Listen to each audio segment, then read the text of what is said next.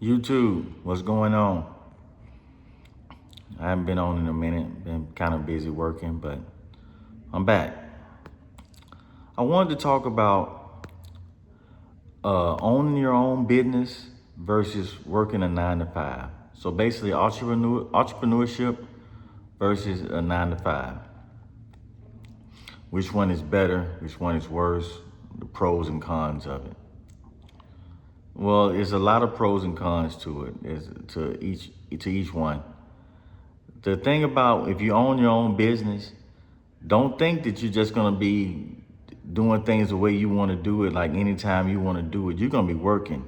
You're gonna be working harder for that your own business as you would, as opposed to working a 9 to 5 job. You're gonna work twice as hard, usually, most of the time. You're not just gonna be setting, you can try to set your own hours. It just depends on the business that what it is, but usually you're gonna be working a lot of hours. And that's one of the biggest misconceptions people have about owning your own business, as opposed to working a 9 to 5.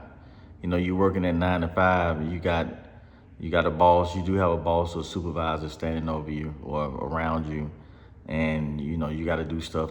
You got to do stuff right. You got to do stuff. Got to be to work on time. You got to, and you get a set salary or a set hourly wage, and you just got to work that job. It is what it is. Sometimes, it may work out better for you working for 9 to 5 than it would be your own business, depending on how much the job is paying. If the job is paying me more than I can pay myself, then it is what it is. I'm gonna go work for the job. They're paying me more than what I can pay myself. And you got your own business, you do your own taxes.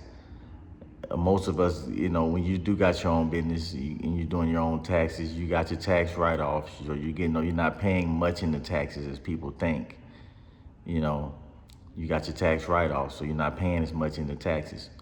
But on the flip side of that is when you go down and go get your Social Security, you haven't been paying much in the taxes, so you're not gonna get that much off your Social Security when you want to retire. When you get 62 or 65 or 70, whatever age you plan on retiring at. So, that's one thing you got to think about also. Sometimes it depends on what industry you're in. You're trying to work on, as far as, or you're trying to be an entrepreneur in. Sometimes working for the company can be better. For example, truck drivers. I drive trucks. I think right now working for the company is a little bit better because I don't have to worry about the overhead. I don't have that overhead over me. Those truck payments, the fuel, the maintenance, the base plates and permits and stuff like that, the insurance.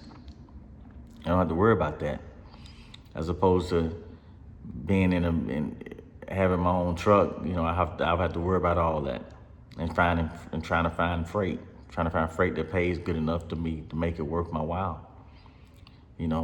It's like restaurants business.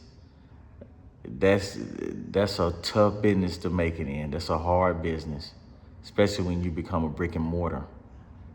Sometimes people do better off just doing like DoorDash style of work, or delivery work, or pop-up shops, not pop-up shops, but pop-up eateries, whatever you want to call it. When you just popping up and when you're mobile, when you're a mobile food service.